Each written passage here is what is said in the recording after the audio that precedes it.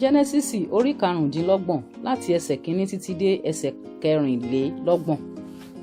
Ábúráhámù sì tún fẹ́ aya kan, orúkọ rẹ̀ a máa jẹ́ Kétúrà. Ó sì bí Símránì àti Jóksánì àti Médánì àti Mídíánì àti Isbaku àti Ṣúà fún un. Jóksánì sì bí Ṣébà àti Dédánì. Àwọn ọmọ Dédánì sì ni Asurimu àti Letusimu àti Leumimu. Àti àwọn ọmọ Mídíánì, Éfà àti Éférì àti Hánókù àti Ábídà àti Édà. Gbogbo àwọn wọ̀nyí lé ọmọ Kétúrà. Ábúráhámù sì fi gbogbo ohun tí ó ní fún Ísákì. Ṣùgbọ́n àwọn ọmọ àlè tí Ábúráhámù ní, Ábúráhámù bùn wọ́n ní ẹ̀bùn, ó sì rán wọn lọ kúrò lọ́dọ̀ Ísákì ọmọ rẹ̀ nígbà tó wà láyé sí ìhà ìlà oòrùn, sí ilẹ̀ ìlà oòrùn. Ìwọ̀nyí sì ni ọjọ́ ọdún ayé Ábúráhámù tí ó wà 160 ọdún. Ábúráhámù sì jọ̀wọ́ ẹ̀mí rẹ̀ lọ́wọ́, ó sì kú ní ògbólógbòó, arúgbó, ó kún fún ọjọ́, a sì kó o jọ pẹ̀lú àwọn ènìyàn rẹ̀. Àwọn ọmọ rẹ̀ Ísákì àti Ismaili sì sìn ín ní ihò Makpela ní oko Efroni ọmọ Sohari ènìyàn Hiti tí ó wà níwájú Mamre. Oko tí Ábúráhámù rà lọ́wọ́ àwọn ọmọ Heti, níbẹ̀ li a gbé sin Ábúráhámù àti Sára aya rẹ̀. Ó sì ṣe lẹ́yìn ikú Ábúráhámù ni Ọlọ́run bùkún fún Ísákì ọmọ rẹ̀. Ísákì sì jókòó létí kànga Láháíròì. Ìwọ̀nyí sì ni ìran Ismaili ọmọ Ábúráhámù tí Hagari ará Íjíbítì ọmọbìnrin ọ̀dọ̀ Sára bí fún Ábúráhámù. Ìwọ̀nyí sì ni orúkọ àwọn ọmọkùnrin Ismaili nípa orúkọ wọn ní ìran ìdílé wọn. Àkọ́bí Ismaili Neba Jotu àti Kedari àti Adbeeli àti Misamu àti Misma àti Duma àti Masa, Hadari àti Tema, Jeturi, Nafisi àti Kedema. Àwọn wọ̀nyí ni àwọn ọmọ Ismaili. Ìwọ̀nyí sì ni orúkọ wọn ní orí ìlú wọn, ní orí ilé odi wọn, ìjòyè 12 ní orílẹ̀-èdè wọn. Ìwọ̀nyí sì ni ọdún ayé Ismaili 137 ọdún. Ó sì jọ̀wọ́ ẹ̀mí rẹ̀ lọ́wọ́, ó sì kú, a sì kó o jọ pọ̀ pẹ̀lú àwọn ènìyàn rẹ̀.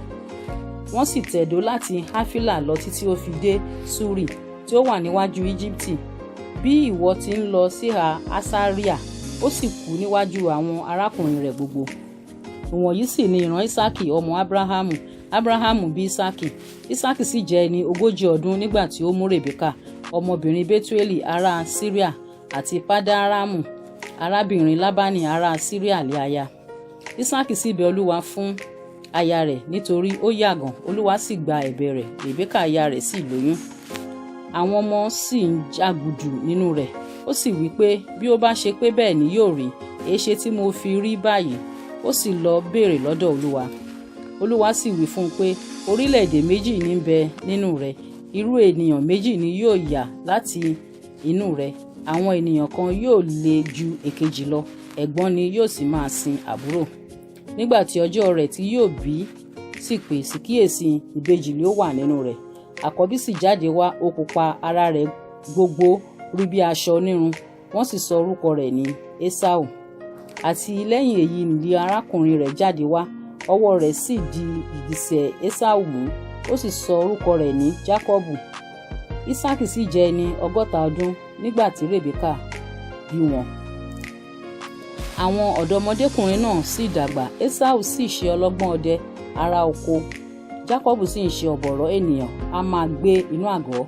Ísákì sì fẹ́ Esau nítorí tí ó ń jẹ nínú ẹran ọdẹ rẹ̀, ṣùgbọ́n Rèbékà fẹ́ Jákọ́bù. Jákọ́bù sì pa ìpẹ̀tẹ́, Esau sì ti inú ìgbẹ́ dé, ó sì rẹ̀ ẹ́. Esau sì wí fún Jákọ́bù pé, èmi bẹ̀ ọ́, fi ìpẹ̀tẹ́ rẹ pupa nì bọ́ mi, nítorí tí ó rẹ̀ mí. Nítorí náà ni a ṣe ń pe orúkọ rẹ̀ ní Édómù. Jákọ́bù sì wí pé, ta ogún ìbí rẹ fún mi lónìí. Esau sì wí pé, sáà wò ná, èmi ní ń kú lọ yìí, oore kí ni ogún ìbí mi yìí yóò ṣe fún mi? Jákọ́bù sì wí pé, búra fún mi lónìí.